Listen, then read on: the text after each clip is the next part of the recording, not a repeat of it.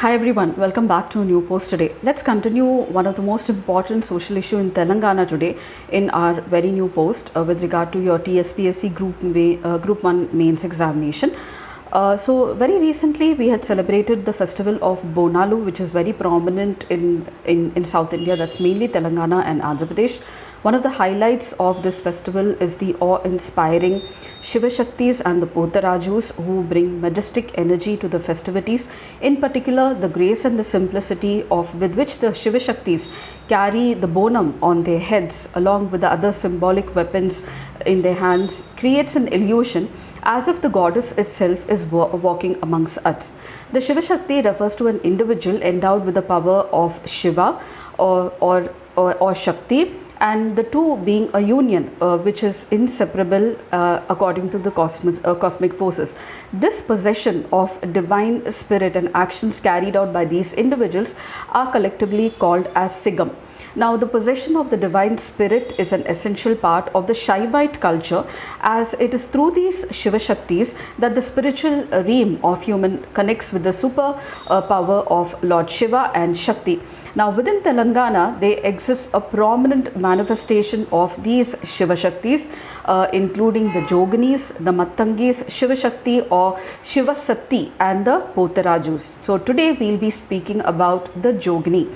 Each of these Shiva Shaktis holds a very distinct and a significance across different regions and cultures. For instance, the Joginis and the Mattangis from the Madiga, Erpula, Erukali, Golla and the Gaundla communities are exclusively women who are assigned these roles. Rather than having a choice in their matter, they dutifully perform the daily rituals at an unorthodox Shakti temple in the village under the guidance of a Brahmin priest. On the other hand, in orthodox Shakti or Shiva temples, only the Brahmin priests are allowed to conduct the rituals. Now, unlike in the cases of the Mattangis and the Joginis, the role of the Shiva Shakti can be assumed by both men and women who lead the procession to the Shaivat temple without the intervention of the Brahmin priests. Some of them are believed to hold powers to heal the people of evil possessions or drishti or the evil eye, and also do rituals for fulfilling their wishes as well. Potarajus, on the other hand, are exclusively men, and they lead certain rituals during the marriage ceremonies, temple fairs and cremation rites as well. Notably, these roles are traditionally fulfilled by the people from the backward caste and the scheduled caste such as the Madika, the Erukula, the Kuruma, while the upper caste such as the Reddy, Kamma, Kapu Brahmins, who are considered closer to God, are not seen in these roles. Now, during the Bonalu festival in the Telangana district, Jogini, Mattangi, Basavi are prominent. Devotees seek blessings for them for their creativity and success. In the Bonalu season, they perform the traditional dance and musicals while the devotees offer their prayer. They are portrayed as Mother Goddess. The Jogini is devoted or wedded to the divine village deity or the village god, are revered as goddesses during the Bonalu festival, and the festival becomes more colorful with them. However, outside the sacred celebrations and depicting themselves like the goddess of the village, they encounter numerous challenges in their very lives. And let's look at what is the possession of the Jogini, what exactly the Jogini means. So Jogini is a very centuries old practice where young girls as young as 12 years and even before their puberty, mostly from the Dalit marginalized communities or the Bahujan communities, are married off to the local village deity as a part of a religious belief. Now, these families mostly are very poor. They believe that the ritual will please the gods, who will then improve their lives, especially their family lives. Now, a Jogini is a child or a woman who is married off to the god, and once this is done, she cannot marry anyone else and is forced to lead the rest of a life as a sex slave. That is the result of this traditional practices which has been imposed by the village heads or the upper caste people. While Jogini just means a girl that is given to the to the service of God. Now this practice is limited to the marginalized Dalit and the backward communities. Jogini has become a victim of the illegal practice of sexual slavery that pushes many women into prostitution under the veil of faith. Joginis have different names in different parts of the state. In Mehboob-nagar, Adilabad, Medak, Warangal and Nizamabad, they are called as Joginis. In Rangareddy, they are called as Mattamma.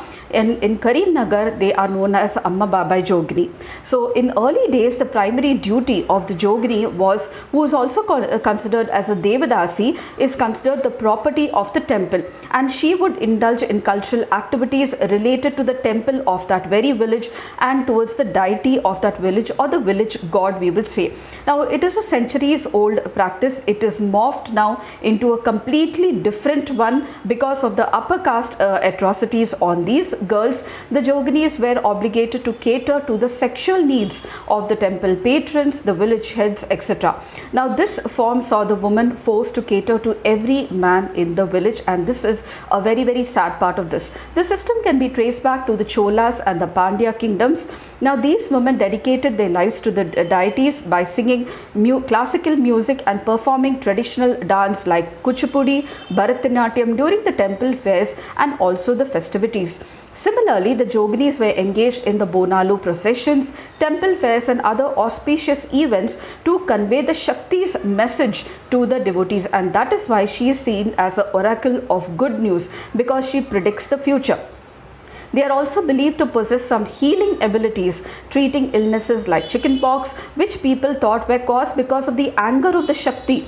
Nevertheless, both of these systems eventually reverted back to their cruel practices towards the Joginis, but in a much more severe manner, as if it is a cycle of change. They experience sexual exploitations from the local zamindars, the landlords, the priests, the other influential figures of the upper caste communities. Consequently, these young Dalit, Gaundla and Kurma females were coerced by the village representatives to assume the role of the Jogini. These Joginis remain unmarried throughout their lives, bore children with the upper caste men in the village without a known father. They live very pitiable lives, lacked power or freedom to enjoy the life, and were mostly at the mercy of the village elders. A commission was formed in 2010 and studied the practice both in Andhra Pradesh and Telangana, and estimated that there were at least 80,000 Joginis in both the states, of which 50,000 come from Telangana itself, and those who are mostly exploited by the upper caste men in their villages. This practice was banned in 1988 by the Andhra Pradesh government, which said this about the practice. However pure in its origin, this is what the Andhra Pradesh government says, that however pure in its origin, the practice leads to many women so dedicated to degradation and evils like prostitution. Sleeping with the Jogini believed that to invoke supernatural powers and please the goddess. In many families, if there is a nagging problem, especially with the husband, the wife itself would ask the husband to go and spend the night with a Jogini so that the situation would improve. So this cruel was the practice of the Jogini and is still continuing in many parts of Telangana. The Commission made several recommendations to rehabilitate the victims of this inhuman caste-based discrimination, which included to provide 2 acres of fertile land with water and electricity to these Joginis, to provide 2% reservation in government jobs, especially for these Joginis, to provide free medical aid, to provide shelter to the old Joginis or the destitute Joginis, constituting a committee to monitor for their rehabilitation schemes, eradicating the system totally, provide a separate fund exclusively for their welfare. These are some of the welfare measures to uplift the Jogini system that was made, or the recommendations were given. However, these recommendations are yet to be implemented in Telangana. And what exactly are the also these Joginis were excluded from the controversial intensive household survey. So as early as in 2010, it is said that 50% of the Joginis are living in Telangana, but we still did not have a right survey to really tell what exactly is the number of the Joginis in Telangana system.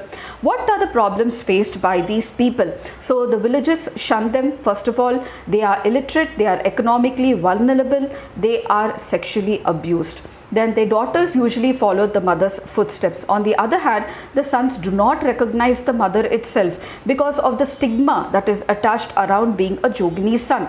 Most of the children do not know who their father is, and it is very, very difficult for them to get government schemes, to get into schools, to also get many other documents as well. They are not permitted to live in the protective circle of the village and are seen as outcasts and untouchables. Several Joginis are trafficked to large cities and also cover different countries of origin. They are forced into human trafficking or sexual slavery. They are in high demand in red light areas where men seek religious atonement by having a night with these Joginis. Most of them contract sexual diseases and are left to all by themselves as destitutes. So there are certain steps even in the constitution also for the welfare of these Jogini system. Especially there is an NGO, there are many NGOs working for these Joginis. One such NGO such as the Operation Mercy India Foundation has been in news. There is Article 23 and 24 itself that speaks against the right against exploitation of the weaker sections of the society by individuals or the state. Article 23 itself prohibits human trafficking, making it an offence that is punishable by law, and also prohibits forced labor or or any act of compelling a person to work without wages, where most of these Joginis are forced to do so. And also there is Article 24 which protects the rights of these Jogini system. Apart from that, you have Article 14 to 18 which deals with right to equality. It also it provides right to equality. It does away with discrimination. It also deals with untouchability. Apart from that, it also deals with providing positive discrimination in employment. So there is a arena where they can be provided reservation in jobs especially. Apart from that, you have a right to life, so they need dignified lives as all of us. So this is provided by Article 21 itself. These are some of the provisions that the constitution itself has spoken about. And apart from that, I would like you to survey what exactly is the Telangana government doing for them. Telangana government has said that it's going to provide health schemes like the normal other people, provide them the 2 BHK houses, and apart from that, it's coming up with some other new steps as well. So I hope this information was really helpful to you all. I will continue with my post in with the other social issues in the next post, and please do not forget to like, share, subscribe, and don't forget to comment, and I shall see you in my next post. Until then, it's very happy learning.